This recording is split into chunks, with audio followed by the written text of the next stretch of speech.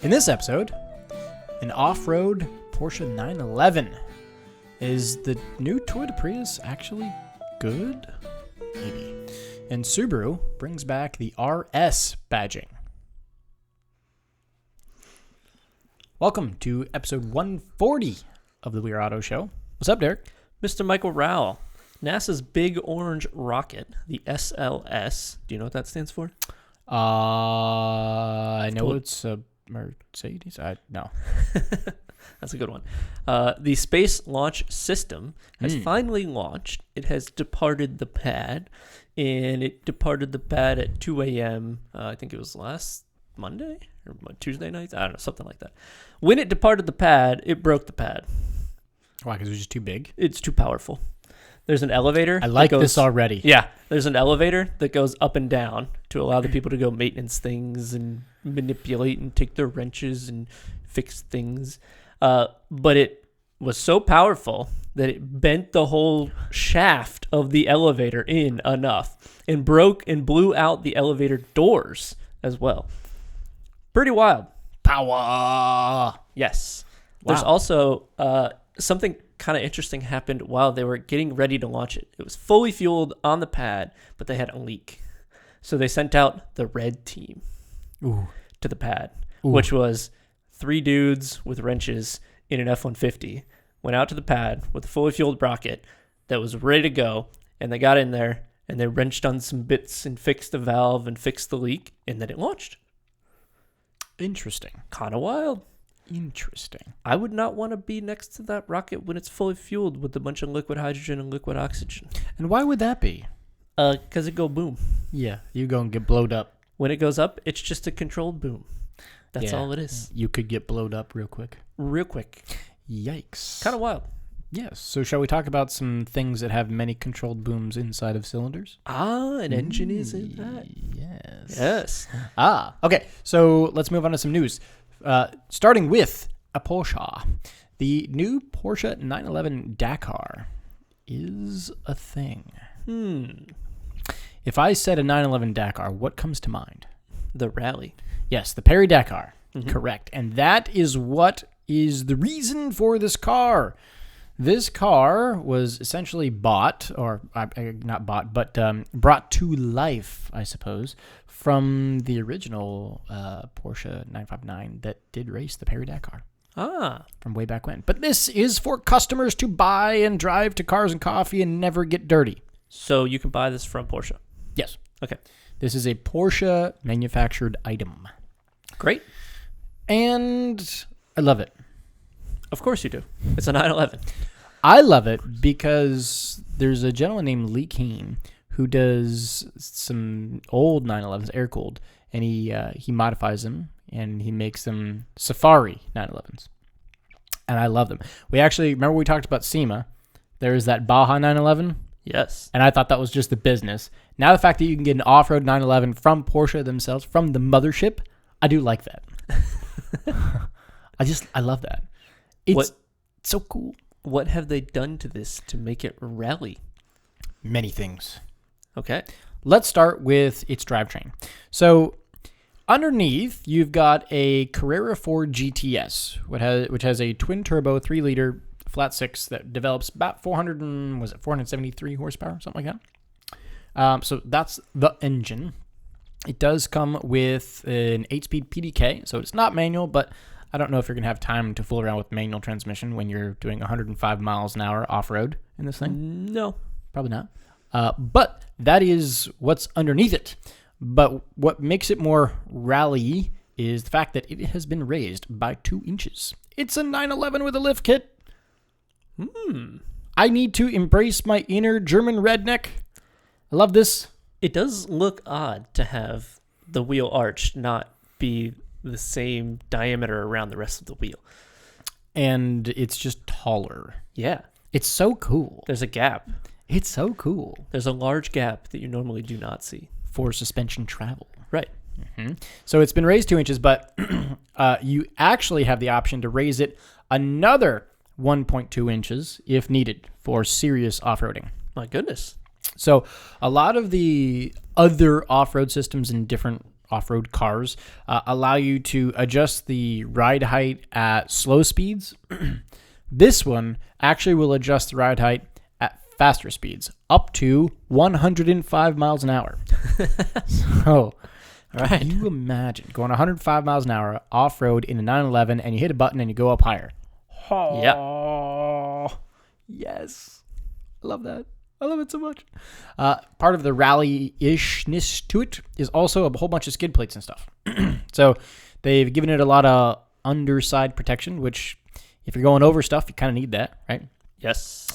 It's got more side protectors too. So that way you have a better approach and departure angle. So cool stuff there. Also, with all this extra off-roady gubbins, apparently Porsche claims that it's only gained, 16 pounds than the standard car? Oh, wow. Which is pretty cool. And that's because it borrows a lot of parts from a lot of different 911s. So it's got a lot of the weight-saving stuff that you see in the GT3. The hood is from a GT3. It's got the lightweight carbon bucket seats. It's got the thinner, lighter glass, just like you would see in the GT3. Right. It's got some parts from the Turbo S. So it's got the cooling system and I guess the rear wing or rear spoiler assembly from the Turbo S. And it's also got the Carrera S brakes. So it's kind of got a little bit of everything. It's kind of like hodgepodge of 911s made for off-road. So they lightened up a bunch of stuff so that they could make better suspension and give it an underbody that would actually protect it. Mm-hmm. And a roof rack. That too. And a roof rack. Yeah. It's really cool. It does come factory with those really aggressive off-road all-terrains. Yeah. Those tires, which you kind of need it if you're going to use it for its intended purpose. And the center cap is pointed correctly in this picture. Not that matters or anything. But according to Porsche, they claim that the Dakar, this 911 Dakar, can hit 0 to 60 in 3.2 seconds. That's quick. That's quick for a car on stilts. That's quick. For a car on stilts, on all-terrain tires. That's not on, like, grippy slicks. That's all-terrains. Yep. Yeesh. But I actually reckon it's going to be even quicker than that. Why? Because Porsche is very conservative with their claims. They want to underpromise and overdeliver. As you should. I agree. But in a lot of the manufacturer tests, Porsche will claim a 0 to 60 in such time, but most of the time when it gets tested, it actually obliterates it. So I would expect this to be probably a sub 3 second 0 to 60. Jeez. Which, again, stupid fast. Did they say if that was on gravel or... No, that was not, not stated. Yeah. But either way, it's freaking cool. Regardless, it's fast. One of my favorite parts about the car is the roof rack. Why? Because it's cool. Because why don't you want a roof rack? It's a rally car. It's amazing. I love it. Right? You've got the actual grippy traction plates things. You've got things for jerry cans. You've got car. They've actually designed this so you could even put a rooftop tent on it. So are those all part of the roof rack itself? What do you mean? Oh, okay. I'll try and find a better picture here. But are those like the grippy thing that you were talking about? No. Okay. All right. No. But yeah, I love it. I love it. It is aerodynamic. And it does have some lights on it, which is pretty sweet. Those lights are built into the rack. That's pretty awesome. Rallying with a roof rack would be pretty wild, but a lot of fun. If you need to carry a spare tire. I guess. Yeah. Okay. It's so cool. And I love the Rothmans livery. With the white wheels. Give me more of this, please. But my theory is probably 2 of them in the whole world will ever actually see dirt. That's kind of what I was going to get at here in a moment. Yeah, it's a shame. Who buys this, and what do you do with this? Okay, if I bought this, I would take this to my nearest redneck mud pit, and I would show the good old boys what German engineering can do. But the average buyer for this car, and I'm going to shit all over them here in a second, and I'm sorry, not sorry. The average buyer for this car will put 80 miles a year on it. Right. It'll take it to Cars and Coffee. It will never get wet. It will never get dirty. It'll be living in a hermetically sealed bubble. And it's a shame because that's not what the car's made for. No.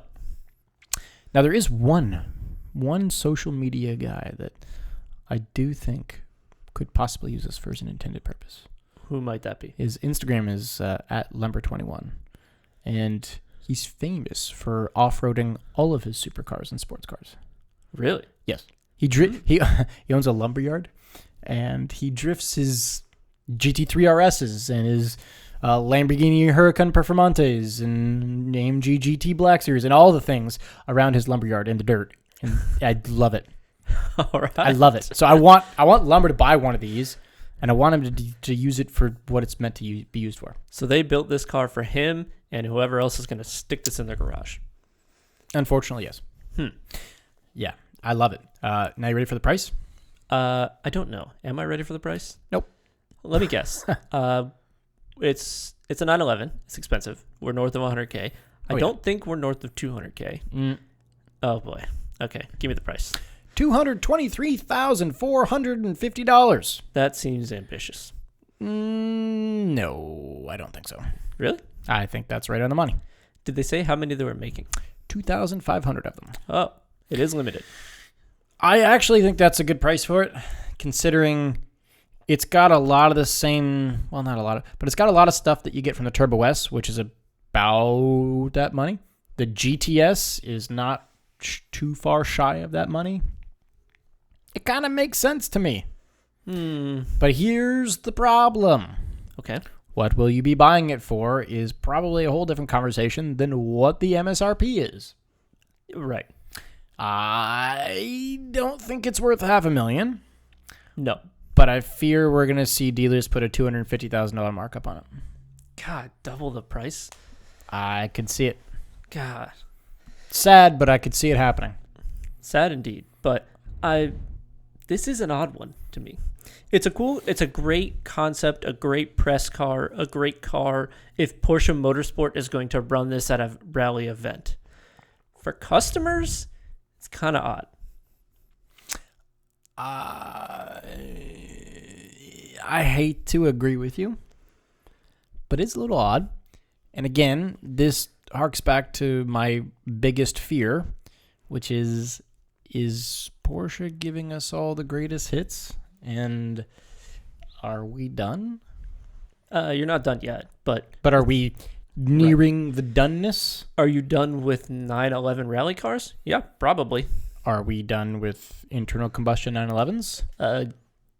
Don't know when that'll happen, but I don't think it's that far off. Because it seems like Porsche's giving us the greatest hits. It kind of does seem like they're trying to do that. Because they're talking about doing a Carrera RS, an ST. They did the Cayman GT4 RS. It kind of just seems like it's kind of the greatest hits, which I'm scared of. I like this car. I really like this car. I just don't understand who this car's for. Me. It's not even me. For you. It's for me if I had an extra $223,450. No. What would you do with this? Say this comes into your lap tomorrow. What do you do with it? Drive the living shit out of it. Where? Everywhere. Where? Everywhere. There's nowhere to rally it around here. There is an off-road park near us. It's called Redneck Yacht Club. Or Redneck Mud Park, pardon me. Yes. No. Yes. It won't fit in there. That's good. That's why I want to take it. Those are massive monster trucks with mud pits that are 10 feet deep. This would sink into the mud pit. Well, maybe. It would go to the roof. The mud would go over the roof. You would have to get a crane to pull it out. A snorkel. Yes. That's what they should have put on it. Oh, I wish it had a snorkel. No. You're not. Yes. I love it. It's just, what is it for? Where can you rally it? There's not many places around the country where you could legitimately use this car. So, yeah. While I see your point, I think it would be great for if you live somewhere with these logging roads, right? Kind of stuff. I'm going to say stay tuned for the next few months because Lamborghini's doing one too. Oh, boy. Yes. So we'll get back to that conversation when specs are released. All right. They've already actually revealed it, the Huracan Storado or something like that, whatever. But when we get specs, we'll revisit this. And that Huracan has the rally mode from the Urus, right? Ha! Probably. It's got a roof scoop, though. Either way, I digress. That is the rest of the Porsche 911 Dakar after the Paris-Dakar. Mm-hmm. So shall we move on to something that's very much not a 911? Sure. Okay. I know how much you love the non-crazy mad supercar news, so I have some for you. How about a Toyota Prius? That's not what I was hoping for. Sure. It's not a Buick minivan. Oh, man. I had a buddy that told me he listened to the podcast, and he was like, that Buick minivan that you talked about, car of the year. And I was like, you're probably right. That might be my favorite car I've seen so far. It's up there. Yeah. It's up ridiculous. There with all of its many massaging things. Go back a few episodes if you don't know what we're talking about. Yeah, the Buick Century minivan. But for now, let's move on to the new 2023 Toyota Prius. And let's start with its looks. It's giving me EQS vibes off the top. A bit. In the front. I'm going to tell you, it's not giving me Prius vibes. Is what it's not. You're right about that. It's giving me Kia EV vibes. Yes. It's cheese wedge shape. Well, it was always the shape of the Prius, though. It was. But this is a little more swooped than the normal Prius. Yeah, it's got more smooth line to it. Mm-hmm. I don't hate it. From the back, it's not as good. Not as good. More Prius-like. But from the front, it's not terrible. It looks much better than the prior Prius. Agreed. Yeah. It doesn't look very Prius-y to me. No. Which I is think good. is a good thing. Yeah, 100%. A very good thing.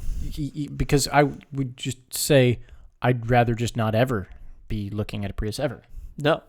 Now I can kind of tolerate the look of this. It goes Nissan Juke, Prius. Especially in beige. Yes. So yeah, let's talk about this new Prius. Toyota's revealed the 2023 Prius Hybrid and the Prius Prime plug-in hybrid. Yeah, no, it's Prime, Optimus Prime. So one is a plug-in, one is not a plug-in? Correct. Okay. From my understanding. Now, let's talk about power, right? Power. I like power. As usual. This is a Prius. If I said the word power and the word Prius in the same sentence, what would you be expecting? Volts of energy. A lot of them or a little amount of, let's talk about horsepower maybe. Oh, not lots. Very small numbers. Yes. Like so 100, maybe. So I have good news. What? The prior Prius that's outbound now, it made a whopping 121 horsepower. Oh, I was relatively close. You were damn close. But the new one starts at around 195 horsepower, and it'll go up to 220 horsepower. What? In a Prius. What? Oh my God, in a Prius. Really? Yes. Huh. Can you believe you're going to get a Prius with 200 horsepower? Whoa.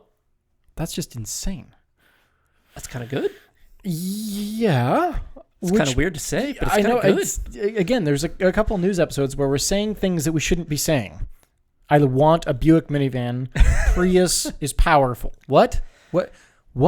I like the new Prius, kind of? Question mark? All right, let's keep going. So let's talk about acceleration. Okay? Yeah. So the prior Prius with that 120 horsepower, that did 0 to 60 in 10 plus seconds. Oh. So a long damn time. Is that dangerous territory for getting on the interstate? I actually think it is. I think so. I think at that point, you're starting to get to the point where you're thinking, do I have enough road to bring my speed up to even slightly what they're doing up there? Yeah, because if you're in one of the horseshoes, the circles, oh yeah, you can't get up to speed. No. It doesn't. It won't. Yep, you pedal the metal, it won't. By the time you get to the top, you're doing 41 miles an hour, maybe. Yeah, maybe 45 if you're lucky. And then you're absolutely foot to the floor, and you're getting on doing 58 miles an hour. There should probably be a minimum 0 to 60 speed, now that I think about it. I like that idea. It's a good I wish they would have. But I will tell you, the 0 to 60 in this Prius is not over 10 seconds. They're estimating it for the lower base models to the higher from 6.6 to 7.2 seconds. 6.6! That is an almost 4-second jump, 0 to 60. And then when we're talking, like, in that timing, that is an eternity. That's a light year of time. Wow. I think that it would beat the BRZ in the 0 to 60. Oh my God! Can you Yikes. believe that a Prius is going to be faster than your BRZ? That's wild. Wow. So far, quite surprising. So far, not terrible. Agree. Now, there's not a ton of more actual specs and details to be released yet, but or that have been released, I should say. But let's talk about the price. Oh? Don't have an official price, but based upon the previous Prius, we're expecting this to come in, the base model, probably just a hair under 30,000. You know? And obviously the highest Prius Prime would probably be 43, 44, 45-ish. Low to mid 40s. Yeah. You know? 0 to 60 in 7 seconds. You know? Almost 200 horsepower. In a car that doesn't look like it's driven exclusively by crazy old women. The interior looks very bland. I will It's say. a Toyota Prius, right? It is a Toyota Prius. That's okay. We'll give it the pass there. But the exterior, other than the weird rear shots, it doesn't look terrible. I'm not hating it. It looks, from a side profile, it looks kind of... The front is my favorite view of the new car. Yep. It's... I cannot believe I'm about to say that I can't bring myself to say it. Do it. I can't Do it. say that I like a Prius. It just hurts my tongue to even say that.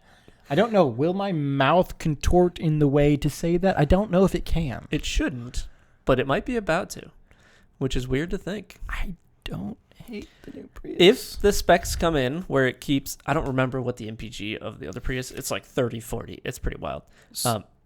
If it keeps those numbers, and if it has good range on the battery, and it's not insane price, not bad. So Toyota is promising. You mentioned MPGs. Right, because the people that are buying this car care about that number. Yes, the miles per god. Yes. So Toyota is promising 57 miles per gallon. Whoa. That's good. Wow. I mean, that's almost doubling the range of most vehicles out there, right? Or doubling the MPG. That's wild. What, your car, my car's getting 25-ish, somewhere around there? I'm about 30. Yeah, 20 to 30. 57. Whoa. And it's faster than... Whoa. Wait a minute. Is Toyota absolutely knocking the new Prius out of the park right now?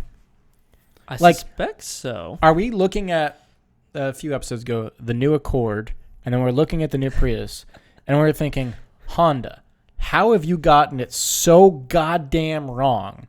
And Toyota somehow magically managed, if I could English, to knock it clear out of the park. They both are on the same island in the sea. Huh. That is odd to think. And that a Buick minivan might be the car of the year. What is happening? What is going on right I don't understand. I don't either, but I'm kind of into it. I don't get anything. My life is now a lie. I don't understand. Okay, let me pose you this question. You teach kids all day long, people how to drive every day. What if you were teaching them in a Prius? What if I told you we did at one point? Oh, yikes. And that was the ugly Prius. Yeah. Ooh. Oof. We don't use them anymore. We use the much more attractive Corolla. Ah, yes. It is more attractive than the old Prius, yes. Much more. But more attractive than this? I still like the Corolla better. But I do too. the Prius is... The new 2023 Prius is not bad. We'll be curious to get specs and price officially from Toyota. But so far, so good. I'll give it a thumbs up. Yes, I'm actually giving it a thumb. Weird to say. I can't say it's going to be up, but it's a thumb. I'll give it a thumb up. That's fine. I can't bring myself to give a Prius a thumb up. It's a Prius. I can't do it. But either way, let's go on to something else that's going to be... I don't even know if I can give this next bit of news even a thumb. Okay. Because I don't even know if it's worthy of a thumb. Because it's not very attractive, and it's very slow, and it's going to be expensive, and it's just not good. It's a Honda Accord. You would be right, but it's Subaru. Oh, no. Oh, yes. Oh, no. Oh, yes. Not my brand. Yes, your brand. Uh-oh. The new Impreza. What about it? It's not brilliant. It's now a hatchback only. So the sedan is gone. No. Which is fine, because remember the last pictures of the 2023 Impreza with the weird wheel arches that were like octagonal shaped and plasticky and just god awful. It was ugly. It was horrible. It was Aztec-ish. It was very Aztec, yes. The new 2024 Impreza is marginally better. Still don't like it. It looks odd in the front. They have fixed the looks. It's not fantastic, but it's not terrible. Correct. But if you're looking at this picture, go back. What badge do you see under the mirror? RS. So they're doing an Impreza RS that does hark back to the original 2.5 RS that we got in the Impreza 2.5 RS from 1998, like the legendary rally car. And this is not going to be very legendary. Uh-oh. I fear this is a swing and a miss. Okay. Because they are doing an RS version of the new 2024 Subaru Impreza. Technically, it will have a 2.5-liter engine in it. Naturally aspirated. Is that a manual gearbox? Not even close. Oh. We're going to talk about that. Dang it. We're going to talk about that. Okay. Your brand is not doing so hot, brother. So this 2.5 RS homage Impreza, it's got the whopping 182 horsepower, 2.5-liter engine out of the Subaru Crosstrek, which is bought by hippies in California. Yes. Yeesh. Which doesn't really produce a whole lot of... 182 is what you said? Mm-hmm. Okay. Yeah. I think the Prius had more. Okay. It actually did quite a bit, yes. Yes. This is not very good. Because when the 2.5 RS was tested for a 0 to 60 in the Crosstrek where it was from, it did it in 7.5 seconds. Oh no. Which is slower than the Prius. Oh no. This is not good. The standard Impreza, the non-RS, was 0 to 60 in 9 seconds. Oh. And that's a new car. Oh. That's slow. It's so bad. That's dangerous slow. It's so bad. And to make it even badder, that manual that you mentioned, no more. No. Doesn't exist. So it's gone. And not only is it not a manual, it's a CVT. No. And only a CVT. No. Yes. This is going so south so fast. It's like an anvil falling off a cliff. It just whoa. This is really bad news. It's not brilliant. So in this RS version of the new Impreza, they are giving you paddles for your CVT that are there to simulate a manual driving mode. Because we know the paddles do nothing if it's a CVT. No. What are they shifting? Yeah, CVTs don't work like that. What are they shifting? Nothing. Press the button. Nothing happens. No, it's just sliding the belt down the tube. That's all it's doing. Yes. Yes. Yes. So, you also get 8 different driving modes for the CVT on the RS version. Wow. 8? That's too many. 8? Why? What? Why? I can't even think of 8 driving modes. The Snow. 911 Dakar doesn't need 8 driving modes, No. and it can go over mountains. What? It's like snow, normal, sport, Old people. McDonald's drive-through. Correct. Uh, Valet. yeah. Let's see. What other driving modes? There is...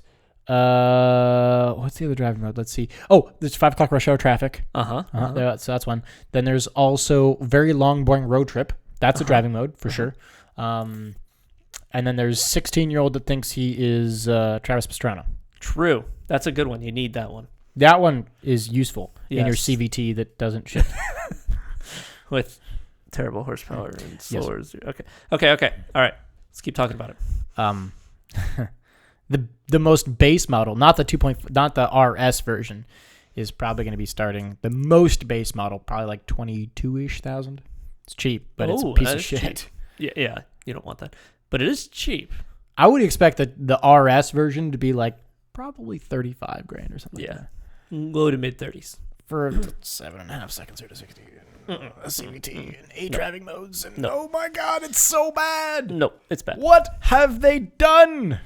So they kind of mended the exterior, and then they forgot to do anything in the interior and the mechanical bits, and they just stole what was in the Aztec and put it in there.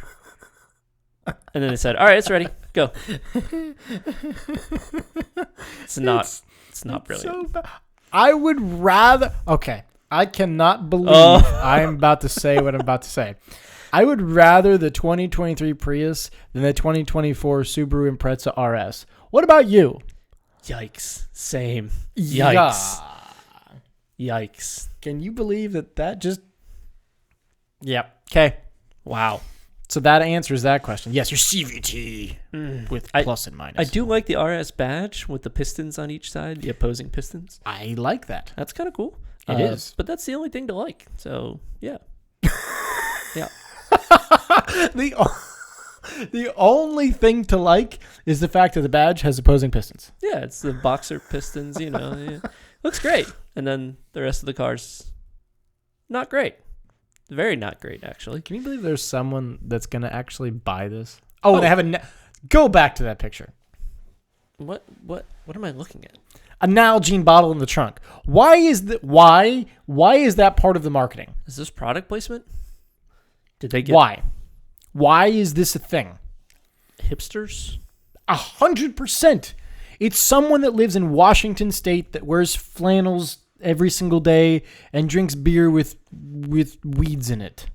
And does fly fishing. Yes. No, because I do fly fishing. No, it's not that. This is catered to the dude that has a giant beard, which I currently can't stand on. That's itchy as shit. But a giant beard, but can't cut wood. I see. Yeah. Oh boy. God, I hate it so much. They would actually like this car, though. They would. They would like this. They would love. If you like a Subaru Crosstrek, you're going to love this. But if you like, wow, it's got a USB-C lightning and USB-A. Or not we were lightning. talking about all Yeah, those. you're right. We were. Yeah. All right. If you like a Crosstrek, you'll like this. But if you like the Impreza, you're not going to like the Impreza. Yes. If you're looking for a Subaru Impreza to be a Subaru Impreza, which is what every car enthusiast in the entire world has always known the Subaru Impreza to be, which is a street legal rally car. Right. You're going to look at this and think this is absolute hot garbage. I hope it never sees the light of day for the rest of the world, the life, ever, right? But if you love the Subaru Crosstrek because you have skinny jeans and a big beard and a flannel, then this is your dream car. And that's it for me. So they're pivoting to a different audience. With this car. No, I don't think they're pivoting. They're leaning into it and just forgetting about the other audience. I feel like you're right. You don't exist to Subaru anymore. No. As Mr. Wonderful, Kevin O'Leary on Shark Tank would say, you're dead to me. Yeah. Huh. Yeah. I suspect it will still sell okay It will not sell well. It will be okay. But do you think that this is the final one until we see an EV version? Probably. I don't think so. You think there's going to be another Impreza? I think so. What is Subaru doing in the EV space? Nothing. Nothing. I don't know. Maybe their first EV is going to be a plug-in hybrid EV Impreza. I think Subaru's starting to die. Oh, that's a hot take. Yeah. I think that this is the start of the demise of Subaru. Because from what I know, they're not really going ham on the EV space yet, as they should be, while the competition is actively going ham. And they're trying to do this, which is interesting. Likely not going to work. That was a very nice politically way to put that. Yes. It's interesting. I suspect that we're watching the doom of Subaru, at least until they sort out EV stuff, because this doesn't feel good at all. You know, I didn't want to agree with you, but I think I have to. Yeah. I didn't see that angle until you said it. Mm-hmm. I think you're probably right. We'll see what happens.